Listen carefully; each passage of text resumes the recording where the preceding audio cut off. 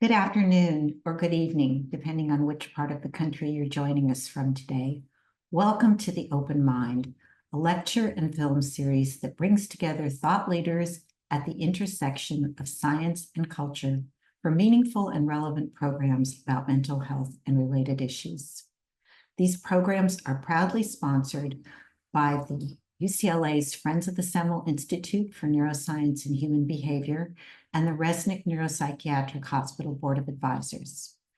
I'm Vicki Goodman, and it is my honor to introduce today's featured speaker, Dr. Lisa Miller, a psychologist and author who will talk about her latest groundbreaking book, The Awakened Brain, the New Science of Spirituality and Our Quest for an Inspired Life. Dr. Miller's critically acclaimed new book weaves together her own personal journey of awakening with cutting-edge scientific research. Whether it's meditation or a walk in nature, reading a sacred text, or saying a prayer, Dr. Miller will explain how there are many ways to tap into a heightened awareness of the world around you and your place in it. Dr. Lisa Miller is professor of psychology and education at Columbia University Teachers College and is the founder of the Spirituality Mind-Body Institute, the first Ivy League graduate program in spirituality and psychology. She is a world-renowned scientist whose research focuses on spirituality across the lifespan. Her work has been published in top research journals including JAMA Psychiatry, the American Journal of Psychiatry, and the Journal of the American Academy of Child and Adolescent Psychiatry. In addition to The Awakened Brain, Dr. Miller is the author of The Spiritual Child, the New Science of Parenting for Health and Lifelong Thriving. And she's the editor of the Oxford Handbook of Psychology and Spirituality, co-editor of the APA journal, Spirituality and Clinical Practice. She's frequently cited in print and in online media and has appeared on CNN, Fox News, MSNBC, and NBC Today show as an expert. She lives in Connecticut with her husband and 3 children. We're also honored to have with us today Dr. Imaad Nasir, a board-certified neurologist who specializes in behavioral neurology, and he will join Dr. Miller in discussion. Dr. Nasir is a clinical instructor at UCLA's neurobehavior program. He's particularly interested in the neural correlates of social behaviors, including religion and spirituality. Currently, he's part of a team that is analyzing how hate is generated in participants with healthy brains and those with brain disease, hoping to target and mitigate mechanisms of dehumanization. And I'll just add that he is a brand new father. Few housekeeping notes before we begin. Today's program will run for approximately 1 hour. The last segment will be reserved for questions from the audience. If you would like to ask either of our participants a question, we ask that you please type it into the Q&A located at the bottom of your Zoom screen. We had over 1,600 people registered for today's program, so you can imagine we'll have a lot of questions, but we'll do our very best to get to as many as possible during the time allotted. Today's program is being recorded. It will be available for viewing beginning tomorrow on our website, friendsofsemelinstitute.org. There you'll find a calendar of upcoming programs, videos from past events, and information about the other programs the Friends support, such as our Teen Advisory Council that will host its 2nd annual Gen Z Wellness Summit on March 2nd at UCLA. Also, the Open Mind Film Festival for high school students, which will be held on Sunday, April 27th. Our Friends Research Scholar Program that supports early career researchers, our endowed chair that supports junior faculty, and WOW, our fundraising event that we co-sponsor with the Resnick Board. Of course, none of this would be possible without the support of viewers like you. Think NPR Public Television. We hope you will consider supporting the Open Mind series if you are able. You'll find a link on our website. Again, that's friendsofsemelinstitute.org, or there'll be a link conveniently in the thank you note that you will receive in your email tomorrow.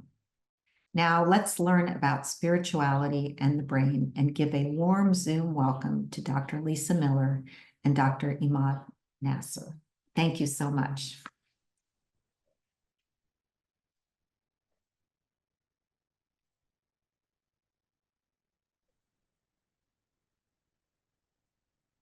All right, hello everyone. Can you hear me clearly? Audio, video, okay? Yep. All right. Awesome. Dr. Miller, you can hear me? Awesome. Well, thank you very much. Thank you everyone for being here. Thank you very much to the Semel Institute. Thank you very much, Vicky, for the introduction. Thank you very much, Dr. Miller, for including me in part of this conversation. I'm so excited to chat with you and so excited to share kind of my findings about what I found so interesting in this book, and also hear from you. So I'm gonna give you the floor and let you kind of talk about what's most fascinating about this part of this conversation, and we'll jump right into it. We talked a little bit before this, and we said we're just gonna have a fun conversation and talk about the brain and spirituality.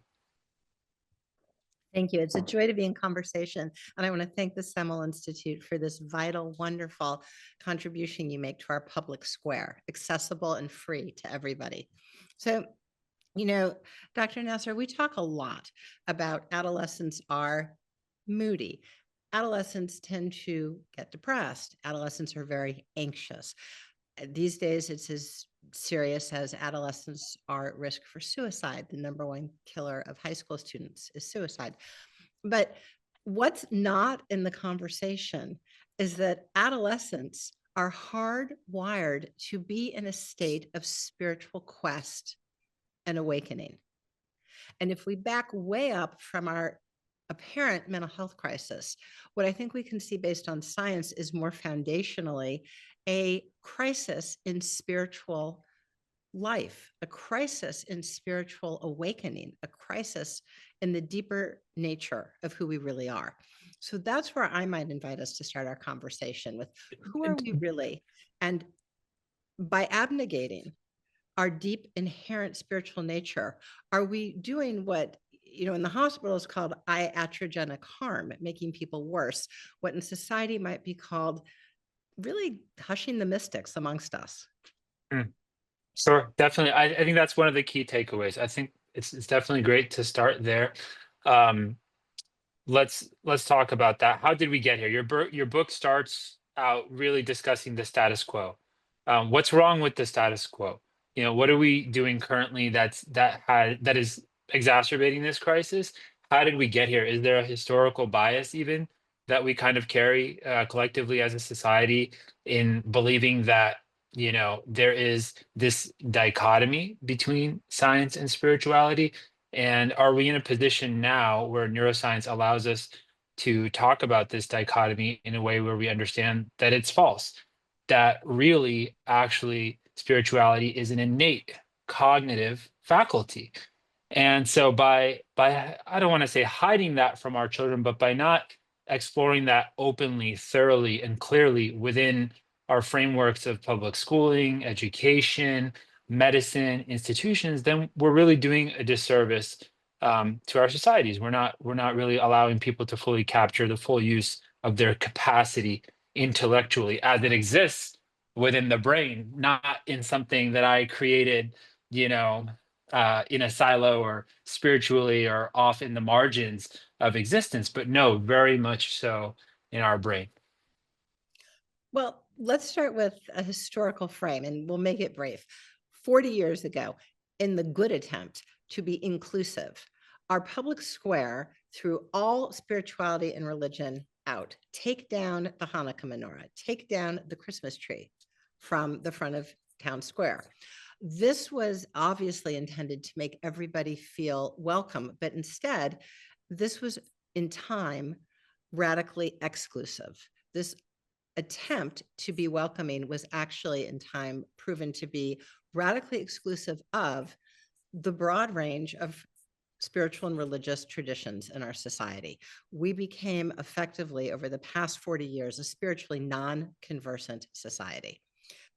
I would even go so far as to say there has been an ice age that has set upon the public square, silencing spiritual and religious life in the boardroom, in the classroom, in the common parlance that takes place, unless we're whispering in very private situations.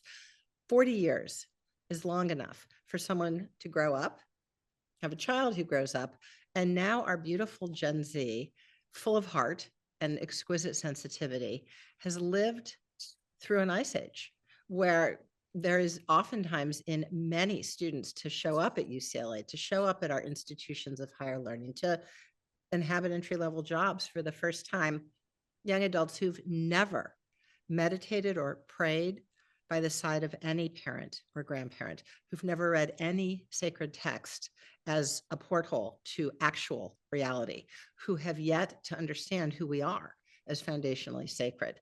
The desanctification of life, the abnegation of the spiritual core, really disintegration of the spiritual core from the public square, has created an environment where there has been a sharp decline in spiritual and religious life amongst all generations, but most egregiously in Gen Z.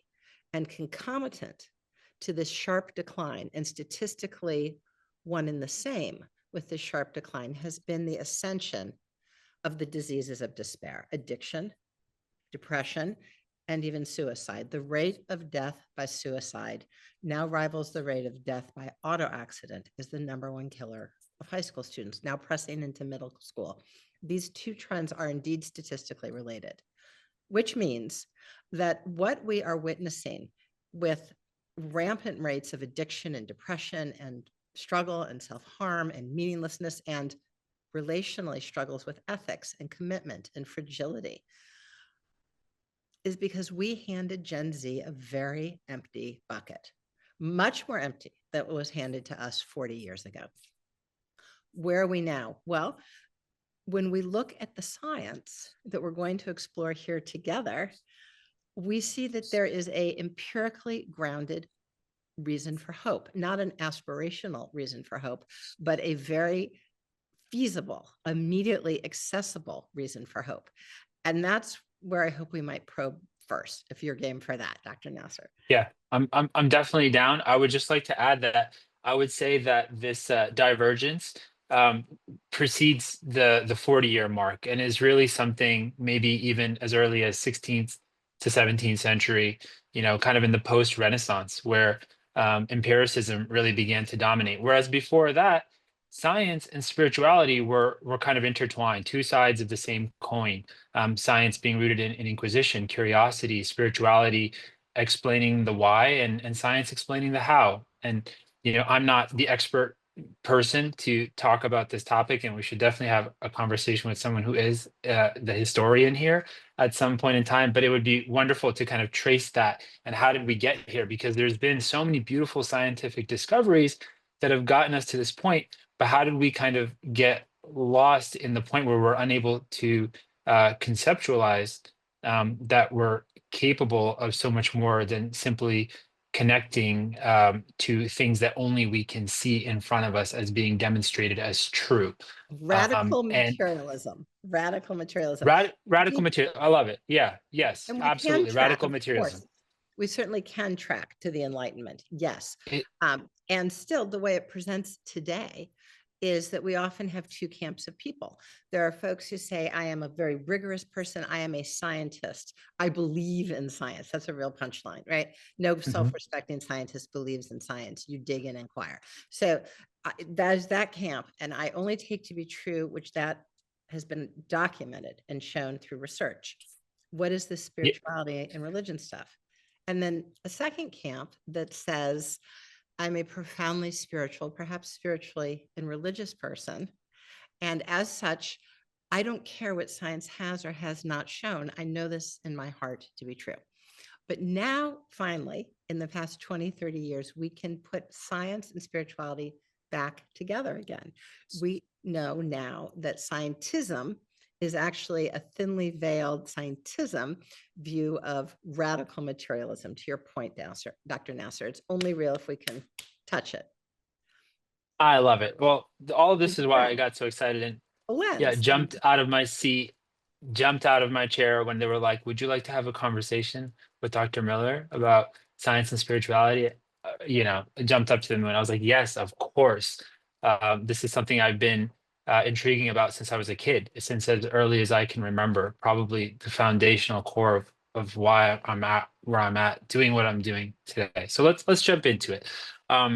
Let's kind of warm up the audience a little bit with just some basic science. Let's talk brain here for a second. Let's do a little orientation as far as just areas of the brain, so we can all have kind of some some references. So when we're talking about the brain, it's easy to understand the brain in kind of regions and lobes. So we talk a lot about the frontal lobe and the occipital lobe and the parietal lobe, areas like the precuneus, the insula and striatum, and the anterior mid-cingulate cortex. And it takes forever to learn these words, and I swear, you can hear one that you haven't spoken in a while and completely forget everything you know. So, I apologize in advance to the audience. I'm not trying to disorient you with these words, but just briefly speaking, occipital lobe is for orientation, parietal for perception, precuneus for reflection, insula, striatum, motivation and reward, and bilateral anterior insula and anterior mid-cingulate cortex for pain and empathy for pain. And a lot of what I did in my neurology training was just learning what controlled what. Like right behind me here, your typical neurology resident will go through this, learn the neuroanatomy, find out, what happens when one area is not working or another is compromised, when it's disconnected from the other organ systems. And it's easy to graduate from training with this really mechanistic view of things. Like, okay, well, I'm just a marionette. Like if this lever is pulled, then that is broken and that doesn't work.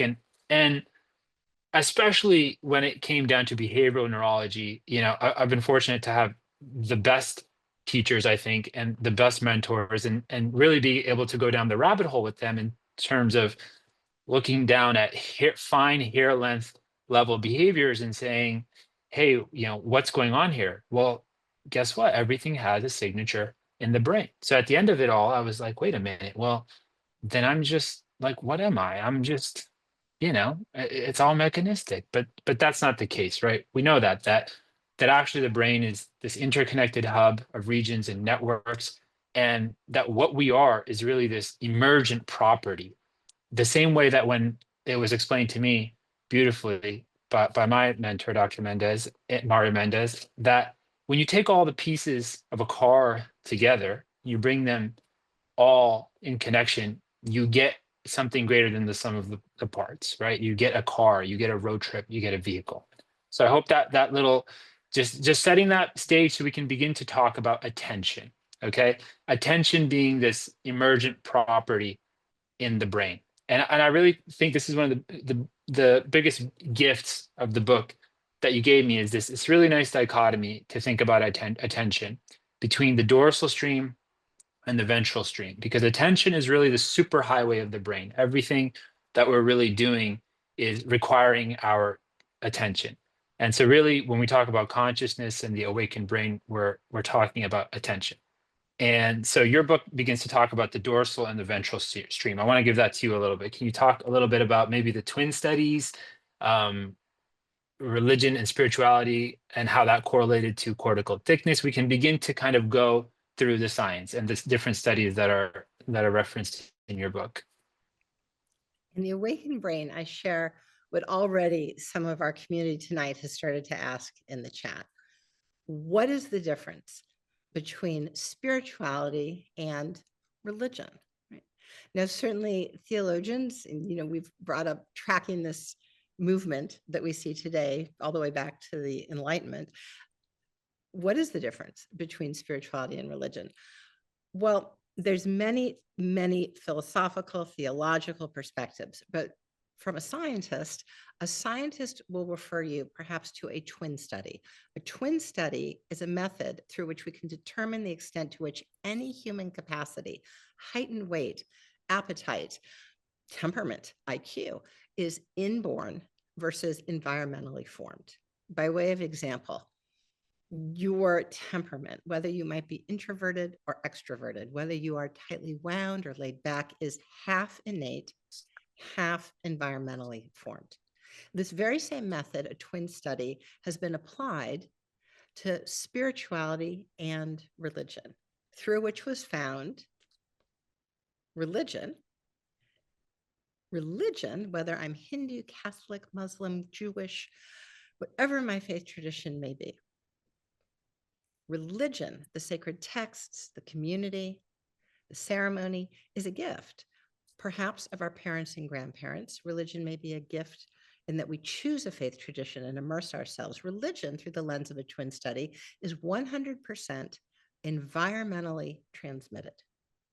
Spirituality, in contrast to religion, spirituality, through the lens of a twin study, is innate. How innate? Remember, temperament's half and half. The capacity through which we experience spiritual life is 1/3 innate, 2/3 environmentally formed. Every single one of us on earth is born an innately spiritual being. As we're physical, cognitive, emotional beings, so too we are spiritual beings.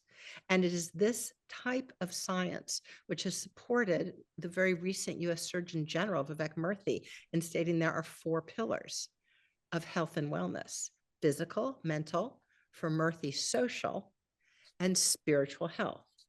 We are whole when we integrate all forms. Now, quite specifically, how did twin studies look at spirituality? The threads of lived human spiritual life identified by twin studies to be innate are a capacity for a transcendent relationship, to perceive and know that we are loved and guided and never alone, a transcendent relationship. And second, to perceive that love and unitive reality in our relationship with one another, fellow human beings, fellow living beings. Both are forms of relational spirituality. You are born, I am born, 8.2 billion people on earth are born naturally spiritual beings, an open system, if you will, to be in connection to the transcendent and feel that love towards one another. To your point, Dr. Nasir, how does this relate to the brain, the beautiful brains behind you? Any deep human experience has a home in the brain. And indeed, we have tracked the neural correlates of the heritable contribution to universal spirituality in all human beings. There is one spiritual brain, and we all have it. Now, of course, there's human variability, as there would be in music or math. We have differential strength in these components. But just as we see visually through a common circuit across all 8.2 billion people, and just as we feel anxiety or joy through universal circuits across all 8.2 billion people, there is a circuit in your brain that is the same as the circuit in every single one of us. What does this mean? Well, the first thing I would like to say is that I would like to officially invite you to join me in saying that religious war is obsolete, because there's one spiritual brain and we all have it. There's one deep spiritual brain and we all have it. The second thing I'd like to say is that 1/3 innate for a heritable capacity means that we are exquisitely sensitive to the 2/3 environmental cultivation of this birthright. 2/3 is a heavy load. Your IQ has the opposite proportion. So, Dr. Nasir, you were born very smart. Your parents said, look at our smart baby boy. Well, you still are smart, and that's because and you've worked hard and cultivated and all that, but 65% of IQ is inborn. The opposite is true of spirituality, which means meditation, prayer, service, right action, ceremony, time in nature, all weigh in to shape the spiritual core, all weigh in to craft your exquisitely sensitive brain so that you might awaken these natural circuits. Third point, and then we'll go back and forth again. When we do cultivate our spiritual awareness, when we do engage our awakened brain, we see not just engagement of the functional networks, the movie camera, fMRI that tracks blood flow. We actually see structural changes in the brain. We see architectural, if you will, the X-ray of the brain, the structural MRI shows us cortical thickness processing power in the regions that you opened with, Dr. Nasir, to include cortical thickness across the parietal, precuneus, and occipital regions of perception, reflection, and orientation. Remarkably, these regions of a strong, thick, awakened brain that come through sustained engagement with spiritual life are not, for many people, easily found. We work hard to get there. And it is indeed oftentimes through suffering and struggle, despair, even depression, that we find what is the purpose, what is the meaning, what is the nature of life, why did this happen to me, and start to open up and receive and perceive, to be an open system, the transcendent relationship. When we open up to receive and perceive the transcendent relationship and engage one another with that love, we are live action strengthening an awakened response to suffering, a spiritual response to despair, which brings with it neurocorrelates, which we have shown prospectively in a long-term clinical course study to be protective against the next round of depression. Why? Why is spiritual life neuroprotective against a subsequent depression? Because we have then built in a spiritual response to suffering. This is not for the all-time greats, like the most pious or the best meditators. This is all of ours. A spiritual response to suffering cultivates the neurocorrelates, which prove to be protective against the subsequent hailstorms and not getting what I want and post-traumatic stress, all the things that, so if I made a wish for the adolescents today, it would be that this moment of struggle and despair and the 52 card pickup around us is an invitation, an opportunity for a cultivated spiritual response. Our teens will lay down the networks that will serve them the rest of their lives. If our teens should inherit a volatile and uncertain world, they will be far more prepared for having had this dose of uncertainty here and now as an opportunity to cultivate a spiritual response, to lay down the neuro hardware for later. So that, back to you, Dr. Nasir. No, I enjoy listening to you. So there is no rush to get back to me. Thank you, Dr. Miller. So just to kind of recap here, everyone has two modes of awareness available to them at all times, right? You call it the achieving awareness and the awakened awareness, which is really, one awareness, which is all about how can I get what I want? How can I keep it? And in this perception, right, it's up to us alone, you say. It's up to us alone to make good things happen and prevent bad things from happening. And in this other one, awakened awareness, right? Here, we're integrating all of the information. We're getting information from multiple sources of perception.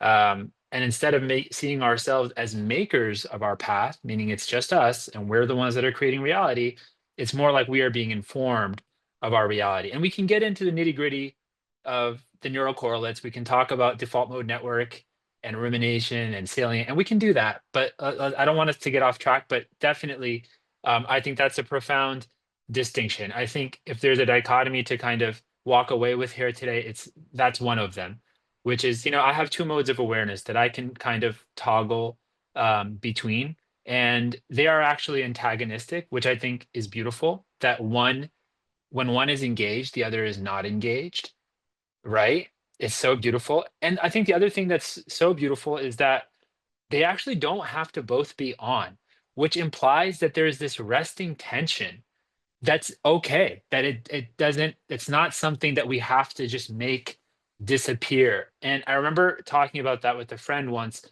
during my fellowship, and he described it as like that's like a violin string, like that's the symphony through which life is coursing through, and you're creating, your story and the music of your life. So let's move a little bit forward about Well, okay. you So and said then that also so beautifully. You said that so beautifully, that we all have both achieving awareness and awakened awareness. We have the hardware for both, and we have the opportunity to practice both. Achieving awareness, tactics, strategy, we need this. We've got to pay the rent. We've got to get from A to B. We've got to get into school and out of school and get a job. And we need tactical awareness. But tactical awareness alone is insufficient for a meaningful life. And in fact, I can push my kid on the A train and it will take off and it will get them there. And as they disembark, where are they? Where in the world are they? We need our guiding star. We need to know why we're on the train and what about that train and who are we on earth and what is the point and how do we fill the bucket in our heart? Yeah. Strategy alone will not get us there. And there we need not just achieving awareness, but awakened awareness, deep intuition, mystical knowing, gut instinct, Well, the capacity to be in dialogue and receive and perceive ultimate guidance.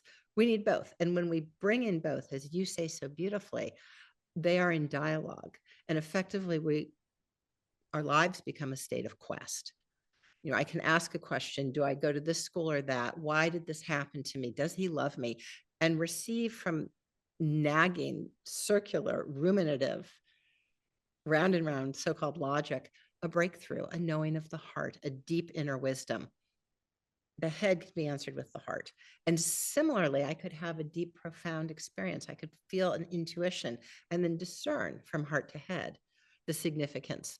Multiple forms of knowing, organic epistemologies, if you will, working in tandem, and actually myelinate tracts of the brain between these regions of knowing for a more innovative brain in life as well as work.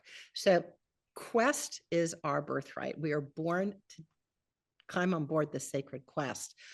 To help our children engage life in this way, we need to cultivate both awakened and achieving awareness. Achieving awareness gets a lot of play. Yep. Awakened Totally. awareness. Yeah, They're begging for this. I know my challenge to the optimizers, the maximizers, the achievers is, my bait to them as well. Hey, if you want to really optimize and maximize, you need both awareness, because that's the only way that you will really fully um, capture your full capacity of awareness. Going Yes. back towards the In fact, depression and the I would invite, our friends tonight to think about something you wanted so badly, 10 years ago, 20 years ago, and you didn't get it. Is your life bigger or smaller because you didn't get it? Very often, the things we think we want so badly are based on only historical information. Everything I've seen, everything I've been told, the voice in my head up till today. It is archival, effectively, our hopes and desires, driven by past data. Where I'm going, the openings that come before us, who we get to meet on an awakened path, there's information that has yet to unfold before us. So I'm very glad that my choices when I was 17 of what I thought I wanted didn't determine my life at 57. Yeah. And you know what? I wish when I was 12 or 15 or 20 or 21 or even more recently, someone would have said to me, hey, depression can just be an increased perceptual capacity. I mean, what an amazing way to think about and look at depression, because that is really what is happening. We have an increased depth of awareness, an increased depth of attention. And if we strictly pathologize that, then we never get to necessarily see the entirety of the meaning that can be revealed to us in that experience. And we can talk about, That's we can talk magnificent. about, Can we hold there? Because what you just said is magnificent. We are exquisitely attuned and perceptive and sensitive and open. So depression, despair, struggle, existential ennui, emptiness does not mean we are off the spiritual path. It means we're on the path. Very often struggle and despair, even depression, is the initial phase of an awakening. And in fact, when we've looked at large data sets of emerging adults, it appears that about 2/3 of the time, what looks like depression in its broad and heterogeneous expressions is actually what gets written down as adult individuation. It is spiritual emergence. We can track this again through twin studies. If we look at longitudinal twin studies, come back to the cohort at 15, 18, 20, 22, 24, we see a surge, a 50% increase in the heritable contribution, which means a biological clock. What is my purpose? What is the meaning? The nagging of the head matched by the hunger of the heart for love, ultimate connection. This struggle, this existential process of an expanded spirituality feels like a half-empty glass of spirituality. This is the opportunity of your teen's lifetime for spiritual cultivation. And we don't need to be big experts to walk with them. We need to honor their process, witness their experience, hear their voice. I was a teen once too. I went to a therapist having what I now know to be a developmental depression that was opening into an awakening. And the very kind, very caring therapist trained in the model of the day didn't hear developmental depression. They heard pathology, when in fact pathology appears, we now know, about 1/3 of the time, and 2/3 of the time in emerging adults. It is actually the developmental depression that's an opening to spiritual formation and awakening. What this means is that we now have a Gen Z struggling with depression, and can we show up in such a way that this is the opportunity of their lifetime to find a deeper meaning, to be an open system in a connection with the deeper nature of life, to treat life as their quest? What a way to go through life. And it's all of ours. Yes. Yeah. With the twin studies, let's orient our audience a little bit to the twin studies. Let's let them know. So in these studies, basically, people were differentiated based on personal spirituality versus strict adherence to a religion, which can be called personal conservatism. Personal conservatism being literal belief. Whereas for me, I really think religion is merely just the discipline to be spiritual. So but in this they're saying just strict belief. And so in these studies, they found that first of all, religion and spirituality are distinct. So there's a distinction between religion and spirituality, and there were three vital correlations. The first being that low levels of depressive symptoms related to high levels of spiritual devotion. In other words, personal devotion serves as a buffer against negative life events. Second, personal conservatism did not have the same buffering effects as personal spirituality. So personal spirituality is the key ingredient. And third, personal spirituality decreased lifetime risk of dependence and addiction. And so moving just a little bit more, and then I want you to jump in. There, because you Go. just said something big. Yes. So personal devotion, which was, when we get down into the nitty gritty and the items, being in a sustained relationship. I turn to God for guidance in times of difficulty. That is not a belief. That is a seat of relationship. When I have a tough decision, I ask, what really does my higher power want me to do? And it doesn't matter whether your term is higher power, universe, source, God, Hashem, Allah, Jesus, whatever your sacred term is, there is a heritable capacity in you. And we now know neurocorrelates in your brain that hold body, mind, and soul, this inborn capacity that is both in and of itself of extraordinary spiritual significance and protective against depression, addiction, and we now know the seat of post-traumatic stress recovery, post-traumatic spiritual growth, developmental depression. We now know, since that very landmark 1997 article by Ken Kendler and colleagues, replicated in 99 by Kendler, that what is yours by birthright, when you cultivate this capacity, is life-changing, is absolutely life-changing onto a very broad range of dimensions of our lives. Quite specifically, Dr. Nasir, we took the 1997-1999 twin study beautiful landmark studies. When I came out, I thought it was going to be on the front page of the New York Times. I ran to the newsstand the next day because it was so important. We're all naturally spiritual beings. And we operationalized those very specific items. In other words, we took people's experience as reported in those studies of being in connection to their higher power, to what they call in AA, handing it over. We took the reality that whereas many people wait until we bottom out and then hand it over, we are built to hand it over from the day we're born. We have a heritable seat in all of us, built and ready to hand it over. We took that twin study and we operationalized it for the scanner. And this very process, if people want to, go to the back of the kitchen and see how science is done, we spent a year, the Spirituality Mind Body Institute at Columbia, in collaboration with our dear colleagues at Yale Medical School, spent a year figuring out how to operationalize a twin study into an MRI live action study. And that was published in Time in Cerebral Cortex, Oxford University Press Research Journal. So it's there for people who want to see the neuroscience, the MRI studies behind the awakened brain. More importantly, the neuroscience behind your awakened brain. It's very, very well done, and it's meticulously well. And I say that as part of a team that worked very hard for years. Why does this matter? Because science is a witness to who we really are. This isn't a dalliance. This isn't for publication so that 300 people can read it. This is witness of who we really are. So finally, we talked about two camps, those who believe only in science, those who believe irrespective of science.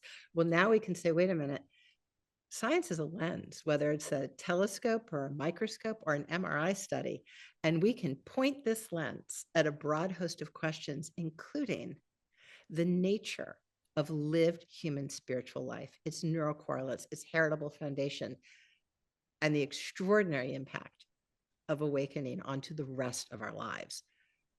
That is the way of science and spirituality. That's the entire beauty of neurology to me. I mean, really. I growing up, everything was a declaration. Politics is a declaration. How people feel about their religion is a declaration.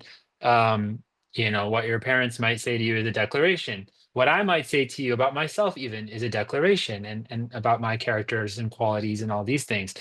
However, what I loved, without really knowing at the time, and what I was searching for within the field of this work, is really what you're addressing, is that we all have this. It was the closest I could get to neutrality, was that, regardless of what people declare, whether they engage that or not, whether they believe in it or they don't, it's there. The capacity to engage it exists within them.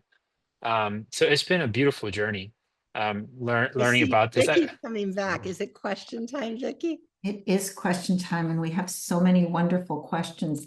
I hate to interrupt your fascinating conversation, but I know we have to get to these questions. So first of all, I want to thank you both for this absolutely fascinating and enlightening conversation, and for helping awaken all of our brains. You really have taught us so many things to incorporate into our daily lives. And, as someone who work quite a bit with Gen Zs now through our Teen Advisory Council, some of your advice is so apropos, seeing this generation struggle so much with, and they've been through a lot. They have been through a lot. And I think your wise way of blending the science with spirituality is really so important.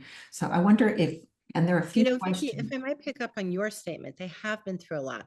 And so can we match that, walking by their side, in helping them to cultivate a spiritual response to uncertainty, a spiritual response to loss and trauma? How do we take a teen who feels that the world as they know it does not hold under their feet? What, like school shut down? I didn't get senior year. What, people I know died in a pandemic. What, why is it that half my friends have a disease of despair? Why is it that every single person in intro psych knows someone, or knows someone who knows someone who attempted suicide? And can we then offer them the support to cultivate an authentic, deep running spiritual response? Yes.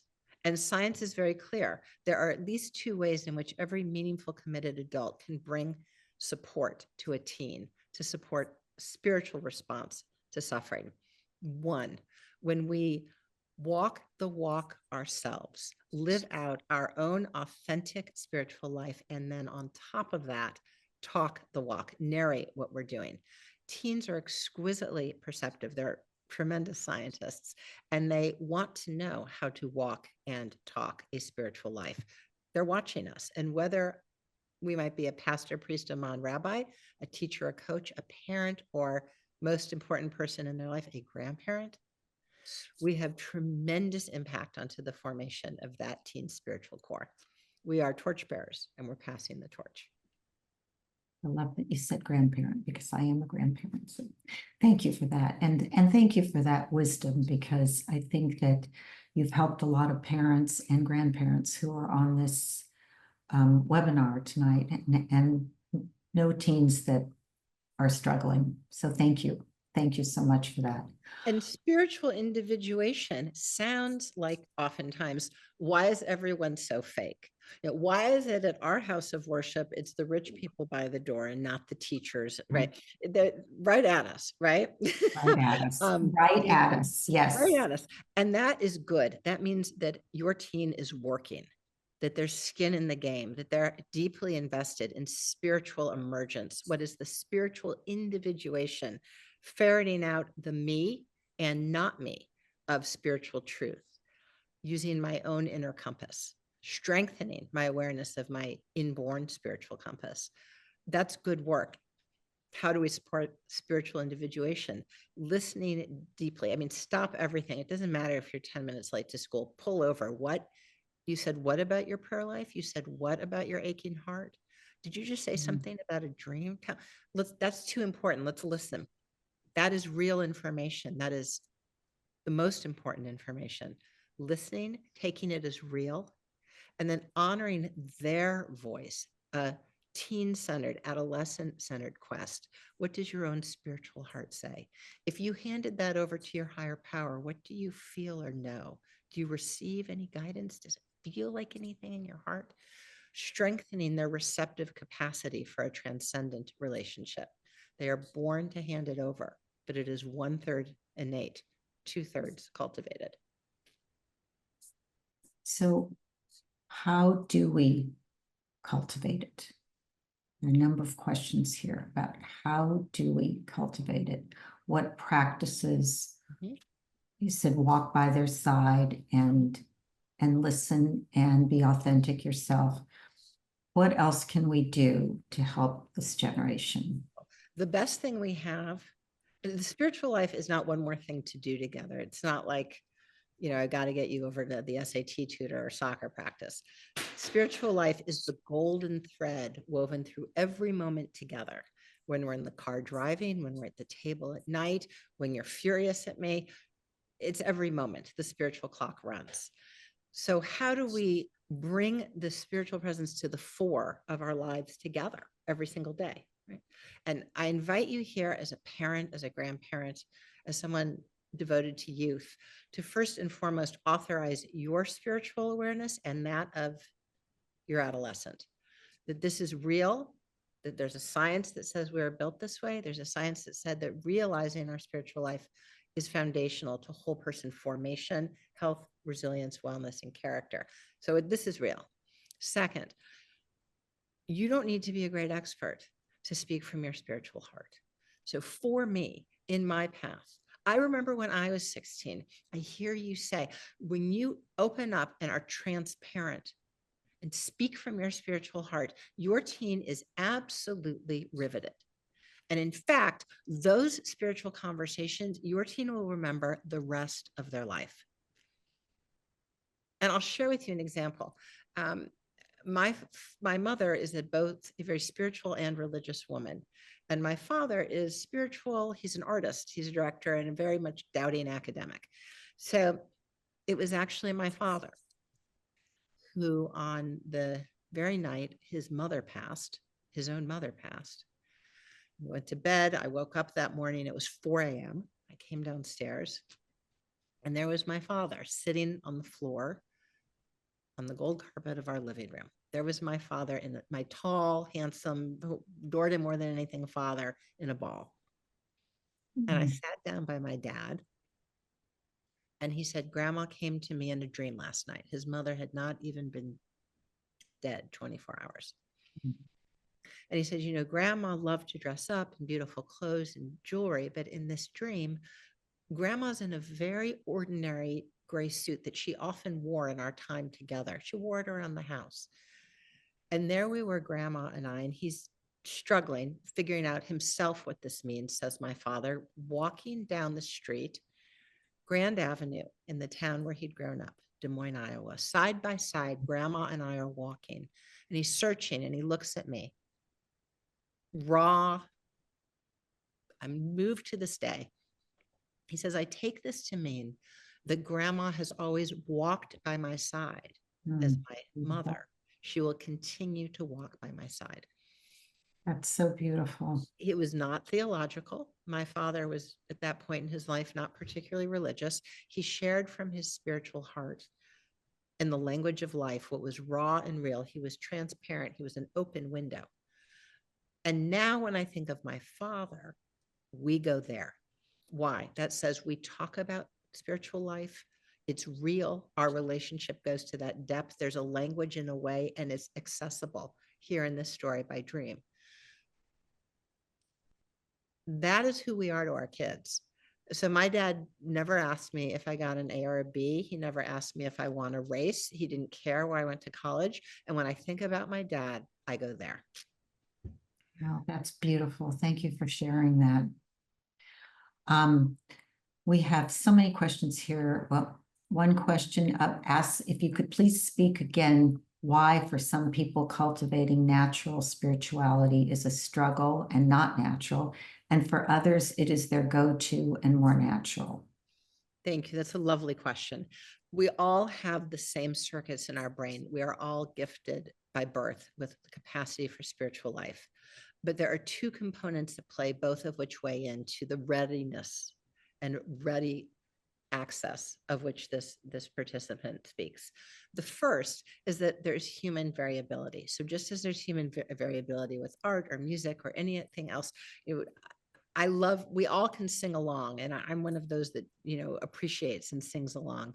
And then there's people who are musicians. Math comes easily to some, and for whom it's a struggle, but we can all count and we can all balance our checkbook. So this is a capacity in all of us, but sometimes there's different thresholds of sensitivity, and spiritual perception can come in, if you will, on different channels. Some people are more kinesthetic, some people are more cognitive, some people are more intuitive. If we talk, as we had, about organic epistemologies, ways of knowing. The second way in which we see variability is in the environment. Did you have a grandparent who prayed out loud, who said, please meditate by my side, who before we ate a meal said, thank you, source of life, for creating this gift of food and to share it with one another? So was there someone running a narrative, bringing the floodlights to the spiritual nature of our lives? This is, in the developmental path of childhood, a tremendous contribution to strengthening the neural correlates of spiritual awareness, the passing of the torch, the relationships around us that bring to the fore heart and mind and voice the spiritual reality. In a young child, we spend all day saying banana, orange, watermelon, truck, tow truck. We can name the spiritual reality. And again, think of my father. This is real, the spiritual reality. There's a language and roadmap to the spiritual reality. There's a way in: prayer, meditation, service, walks in nature. We talk about this here. It is ratified. It's real. And our relationship goes to that depth. That is a spiritually awake family. And we can all do it. Now, the second.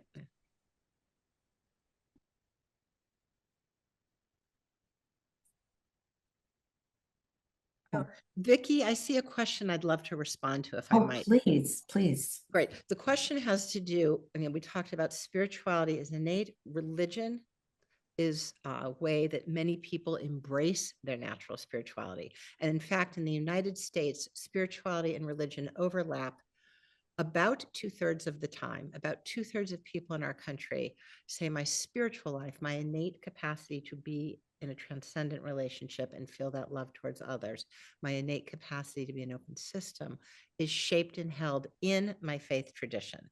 That's about 2/3 of the time. But whether or not we are religious, we are all spiritual beings.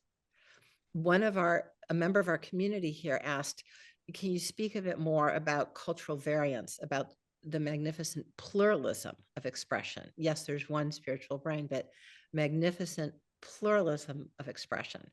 And here I'd like to highlight two important points. The first is beautifully held by the late Ken Wilber. Ken Wilber talked about the transcendent relationship as having three forms as he looked around the world.